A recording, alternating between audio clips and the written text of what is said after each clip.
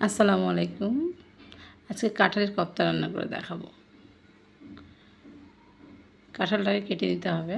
আমি এভাবে কেটে নিয়েছিলাম, তারপর সেদ্ধ করে নিয়েছি। সেদ্ধটা আমি দেখাইনি। আর বুটের ডাল নিয়েছি, বুটের ডালটাও সেদ্ধ করে নিয়েছি। তারপরে একে একে সবগুলো আমি দিয়ে দেবো ব্লেন্ডারে। পাটায় বাটার খুব কষ্ট, তাই ব্লেন্ডারে দিচ্ছি। ব্লেন্ডার করে নেব। সব মশলা এখানেই দিয়ে দেবো। চাট মশলা দিয়ে দেবো। কাঁচামরিচ দিলে বেশি স্বাদ হয়, অনেকগুলো কাঁচামরিচ দিয়ে দিচ্ছি আমি। ব্লেন্ডার করা হয়ে গেছে। সামান্য একটু বেসন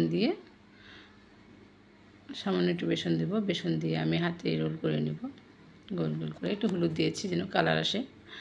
কালার আসলে একটু ভালো লাগবে, দেখতে সুন্দর লাগবে। আপনারা বাসায় অবশ্যই ট্রাই করবেন। অবশ্যই কেমন হয়েছে আমাকে জানাবেন, কমেন্টে জানাবেন। এই যে হয়ে গেছে আমার বড়াগুলো, হাতে গোল গোল করে নিয়েছি। তেল আমার গরম হয়ে গেছে। একবার আমি বেসন দিয়ে দেখলাম যে কেমন হচ্ছে, কিন্তু বেসন ছাড়াই অনেক সুন্দর হচ্ছে।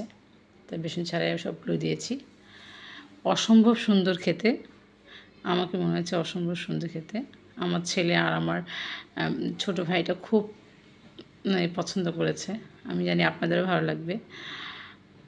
এতক্ষণ আমার সঙ্গে থাকার জন্য আপনাদেরকে ধন্যবাদ। আসসালামু আলাইকুম। আমার বড়াগুলো হয়ে গেছে, দেখতে খুব সুন্দর লাগছে।